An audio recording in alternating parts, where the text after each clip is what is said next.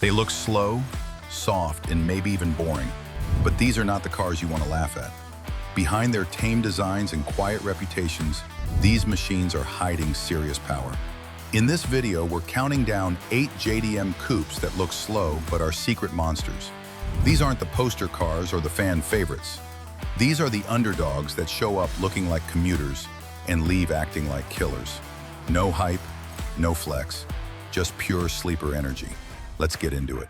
Number 8, Toyota Soarer 2.5 GT Twin Turbo JZZ30. The Toyota Soarer JZ30 is the definition of a hidden weapon. Most people look at its long, graceful profile and assume it's just a plush Grand Tourer meant for smooth highway cruising. And it is until you realize what Toyota stuffed under the hood. A 2.5-liter 1JZ GTE inline-6, boosted by twin turbos, churning out around 280 horsepower straight out of the factory.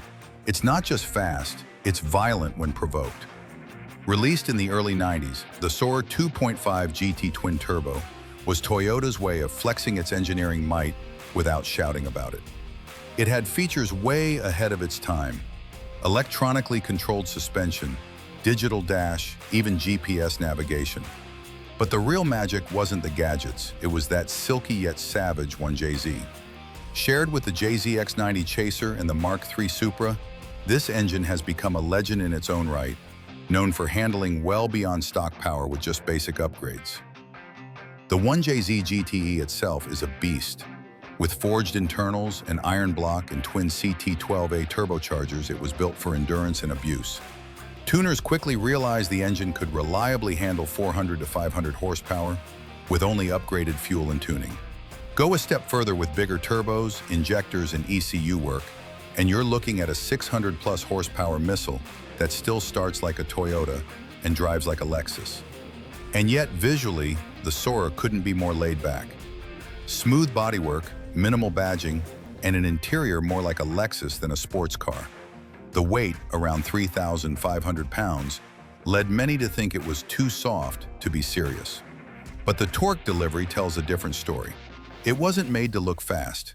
It was made to be fast and make you regret underestimating it. What made the Soarer truly scary was how refined it felt doing dangerous things. Launching off the line or pulling through third gear didn't feel aggressive or unstable.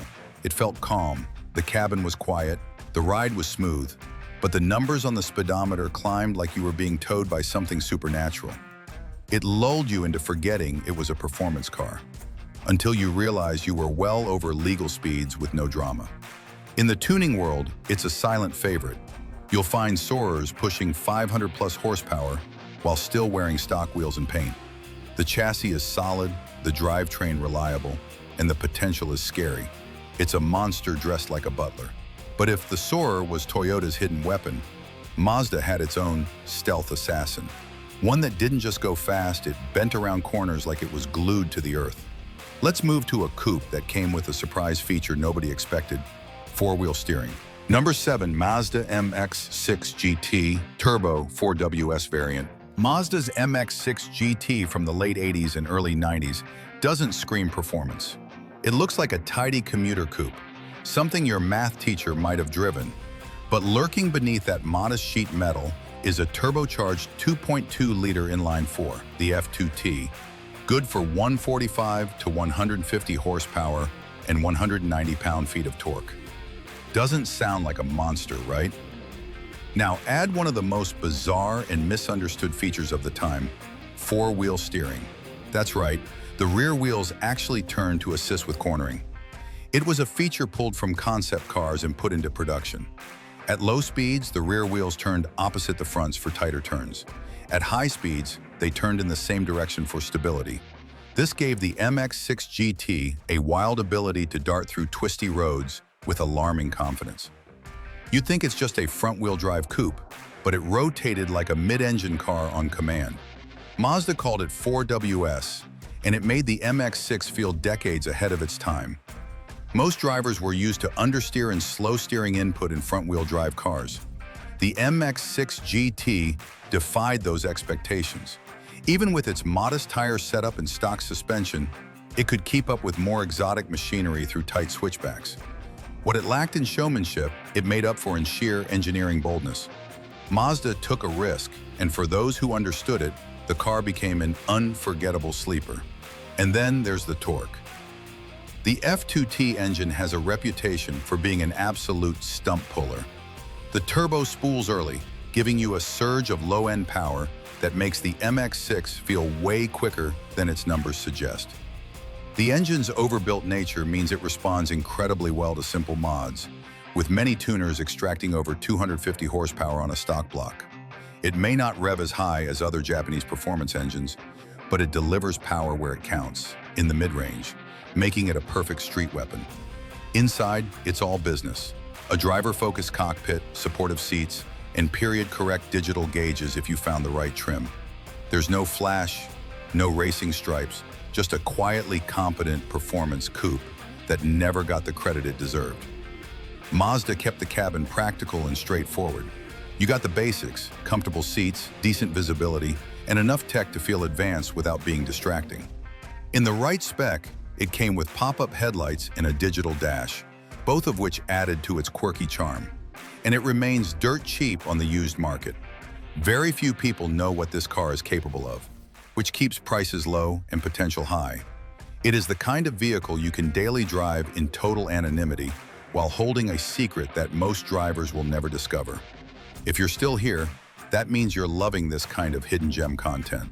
So why not hit that subscribe button right now? We're just getting started, and we've got even more low-profile monsters coming your way. If the MX-6 GT was ahead of its time with steering trickery, the next coupe took a different route, packing pure VTEC fury into a stylish frame that Honda fans still worship. Time to talk about the Prelude C VTEC. Number 6. Honda Prelude C VTEC H22A. The Honda Prelude has always been a bit of an outsider.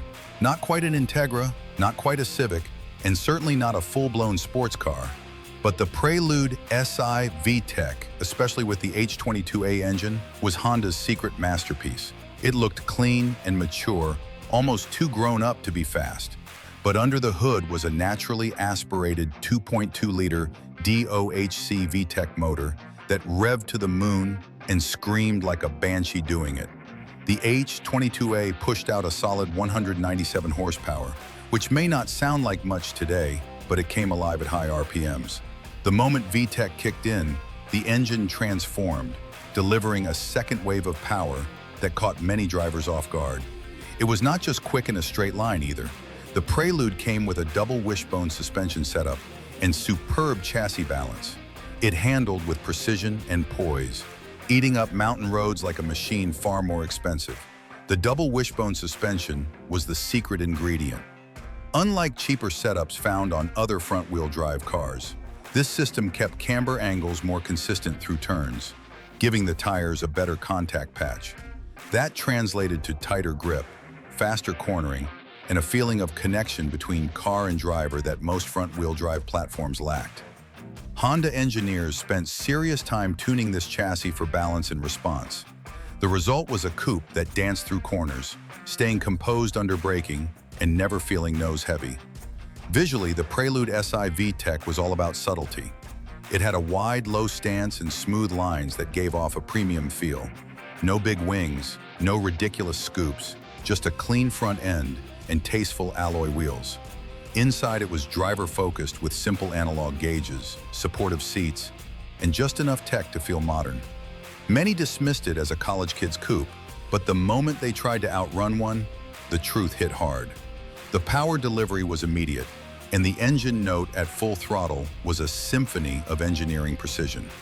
What made the Prelude even more appealing was its reliability. Unlike turbocharged alternatives, the H22A was built tough. With proper maintenance, it could hit 250,000 miles while still pulling strong. And for those who like to tinker, bolt-ons and tuning software could easily take it past 220 horsepower with little drama. The aftermarket was supportive without being overwhelming, and the car never needed extreme modifications to feel fast. This was a car that punched well above its weight class, and yet rarely gets mentioned in JDM Legends lists. The Prelude SI VTEC stood as a reminder that you did not need forced induction or rear-wheel drive to enjoy serious performance. All you needed was balance, revs, and a motor that loved to sing. It was one of Honda's finest achievements, hidden in plain sight. While the Prelude proved that naturally aspirated engines could be deadly in disguise, our next entry takes the opposite approach. It starts slow-looking, but hides something completely unexpected under the hood, especially when the right hands do a little swapping. Number 5. Nissan Silvia Qs with SR20 DET swap. To most people, the Nissan Silvia Qs looks like a tame, almost gentle coupe. It was the base model of the iconic S13 generation, often seen with small wheels, no aero kit, and minimal aggression. In stock form, it came with the naturally aspirated SR20 DET, a solid engine but not exactly performance royalty. So why is it on this list? Simple. Because it became the perfect canvas for one of the most potent engine swaps in JDM culture. The SR20 DET. The SR20 DET was the turbocharged sibling of the SR family, pushing out 205 horsepower and loads of torque in a lightweight chassis. Swapping this engine into a Q's body turned the mild-mannered coupe into a street predator. With a stock turbo and basic tuning, these builds easily pulled 240 horsepower and embarrassed much flashier sports cars. And because the chassis was already RWD and shared components with the Silvia Ks, it all fit together like a puzzle. What made the Q such a brilliant sleeper was its innocent presentation. You could keep the stock Steelies, factory ride height, and quiet exhaust, and still have a car capable of serious pulls. Most people wouldn't give it a second look at a meet or light, but on the road, it was a different story. The Qs with an SR20 DET was light, fast, and terrifyingly nimble in skilled hands. Inside the Silvia Qs was basic but focused. It had a clean dashboard, simple seats, and not much fluff. But that meant less weight and fewer distractions. Tuners loved this platform not just for the engine swap, but for its low price, high potential, and infinite customization options. It became the entry point to drift culture for many and an affordable menace on both street and track. But let's take a detour from the usual 90s suspects and go way back. Because before the turbo wars and SR swaps, there was a coupe in the 1970s that made jaws drop with its raw looks and rally-inspired power. Time to revisit the bold lines of the Mitsubishi Galant Coupe FTO. Number 4. Mitsubishi Galant Coupe FTO, 1975 GSR model. Before Mitsubishi became known for the Evolution series, it had already laid the groundwork for performance innovation. The 1975 Galant Coupe FTO GSR was one of the earliest examples of the brand flexing its engineering potential. Short for fresh touring origination, the FTO looked like a mini muscle car from Japan. Squared-off lines, aggressive nose, wide stance, and flared fenders gave it a look that screamed fast. But few ever suspected it could deliver on that promise. And yet, it absolutely could. Under the hood sat a 1.6-liter Saturn engine, but this wasn't the economy version. The GSR trim featured twin carburetors and a tuned head, pushing the motor to roughly 110 horsepower, which may seem modest now, but in a coupe that weighed barely over 900 kilograms, it was explosive. The power-to-weight ratio gave the FTO rally-worthy acceleration, and it was no surprise that it found success in motorsports across Japan and Southeast Asia. What made the FTO GSR such a secret monster was that it was often mistaken for an economy coupe. In fact, many buyers purchased the standard versions thinking they were getting a good family car. But the GSR was anything but soft. With a limited slip differential, stiffer suspension, and a 5-speed manual transmission, it was made to attack corners and launch down straights. It had the bones of a sports car and the looks of something you'd pass in traffic without blinking. Inside, it was pure 70s charm. Bucket seats, a sporty steering wheel, and analog gauges framed in metallic trim. There was nothing digital or modern about it, but it was raw and visceral in the way early Japanese coupes were. The driver was connected to the road, the engine, and the gearbox in a way modern machines struggle to replicate. That's real gearhead loyalty. Make sure to turn on notifications so you don't miss the next video. Because if you thought these were underrated, wait until you see the sleepers we've lined up for next time. From a rally beast of the 70s, let's step into something a little more elegant, yet just as unexpected. The next coupe comes from a brand many forgot even made sports cars, let alone ones with real bite. Number 3. Isuzu 117 Coupe XE. The Isuzu 117 Coupe XE is a car that almost nobody outside Japan remembers, and even fewer realize just how advanced and powerful it was for its time. Designed by Giorgetto Giugiaro, this coupe was pure Italian elegance with Japanese reliability baked in. It was one of the first Japanese cars to come with fuel injection, and by the mid-70s, the XE trim offered performance that rivaled European sports coupes, costing far more. At its heart was a 1.8-liter DOHC inline-4, producing about 130 horsepower, which was impressive for a naturally aspirated engine in the early 70s. This motor gave the 117 XE lively acceleration, with power delivery that felt refined and urgent. Paired with a manual gearbox and rear-wheel drive, the car could carve roads with ease and grace. And unlike most coupes of its era, the 117 Coupe came with advanced suspension tuning that made it more stable at high speed than its looks would ever suggest. Isuzu engineered the chassis with long-distance touring in mind. The suspension setup included front independent wishbones and a well-tuned rear live axle with coil springs, providing both comfort and composure. This balance made the 117 Coupe a capable cruiser on open highways and a surprisingly athletic machine through bends. Even when compared to rivals like the Alfa Romeo GTV or BMW 2002, the Isuzu could hold its own. Its beauty worked against it. With elegant lines, a luxury-inspired interior, and quiet road manners, people thought it was just a showpiece. But beneath the styling was a chassis built for spirited driving. The XE trim in particular came with better gearing and improved brakes, giving it the stopping power to match its surprising speed. It was Isuzu's halo car at the time, and though rare today, it's a forgotten gem that deserved more love than it got. Inside, you'd find wood paneling, leather upholstery, and gauges that looked like they came out of a Swiss watch. This was a gentleman's coupe with a rebellious streak. It had the grace of a Jaguar but the soul of a street racer, especially in XE form. Today, collectors hunt for them, not just for rarity, but for the fact that it can still hold its own on twisty roads with the right driver behind the wheel. So far, we've covered coupes with rally roots, turbo swaps, and high-revving legends. Number 2. Subaru Alcyone SVX EG33 Flat 6. The Subaru Alcyone SVX is a car that makes people stop and ask, what is that thing? Even today, it looks more like a concept car than something that ever went into production. Designed by Giorgetto Giugiaro, the SVX was Subaru's attempt to go upscale and challenge premium GT cars in the early 1990s. It had an aircraft-inspired canopy, long flowing lines, and a presence that felt out of place for a brand mostly known for economy wagons and rally cars. But the SVX wasn't just a design experiment. It came with a genuinely exotic engine, the EG33, a 3.3-liter flat 6 derived from Subaru's rally-proven EJ series. This engine produced 231 horsepower and came paired with Subaru's signature all-wheel drive system. The power delivery was smooth, the torque curve wide, and the sound unlike anything else on Japanese roads. It may not have been a burnout machine, but on the highway and through corners, the SVX moved like a grand tourer possessed.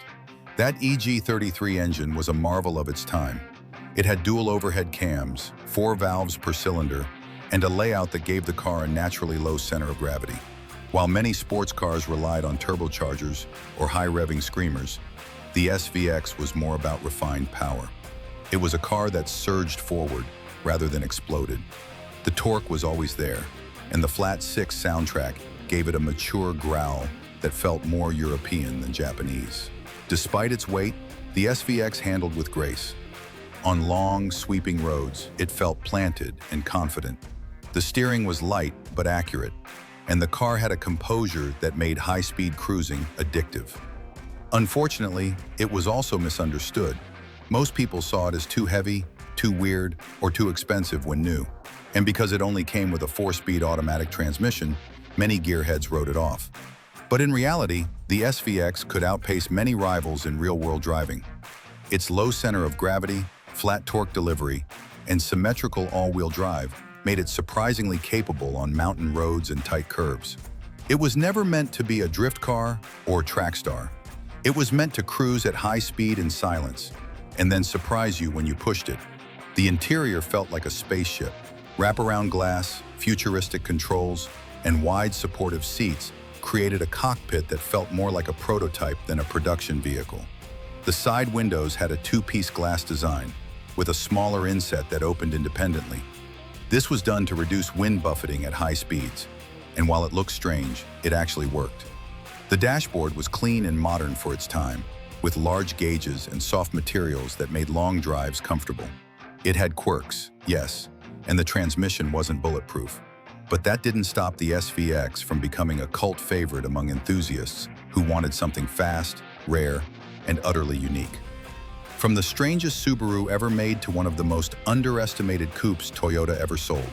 The final car on our list may not be exotic in design, but it hides one of the most legendary engines Japan ever produced, and it delivers it in a chassis nobody ever suspects. Number 1. Toyota Levin GT Apex AE101 4AGE Superstrut. To the casual eye, the Toyota Levin AE101 looks like a practical two-door Corolla. It has a rounded front, minimal flare, and simple badging. But beneath its modest skin lives one of the finest naturally aspirated engines Toyota ever produced. The 4AGE 20-valve blacktop. And when paired with the Superstrut suspension in the GT Apex trim, it becomes a precision weapon disguised as a commuter car. The blacktop version of the 4AGE made 165 horsepower from just 1.6 liters, revving all the way to 8,200 RPM. It came with individual throttle bodies, variable valve timing, and a 5-speed manual that begged to be road hard. While it was front-wheel drive, the lightweight chassis and balanced tuning made it corner like a champ.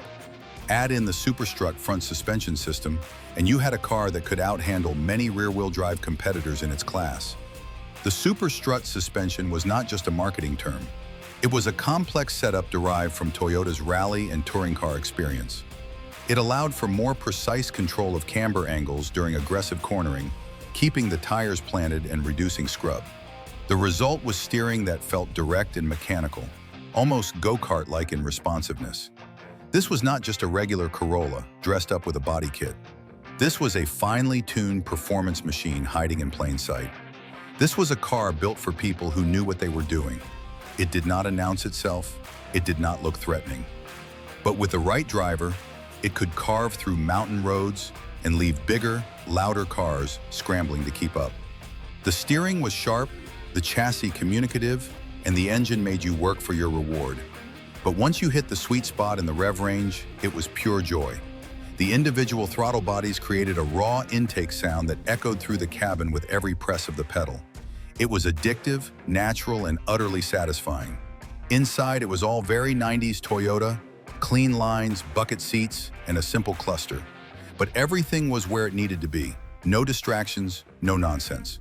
The gear shifter felt perfectly to hand, the pedals were ideally spaced for heel and toe downshifts, and the visibility was excellent.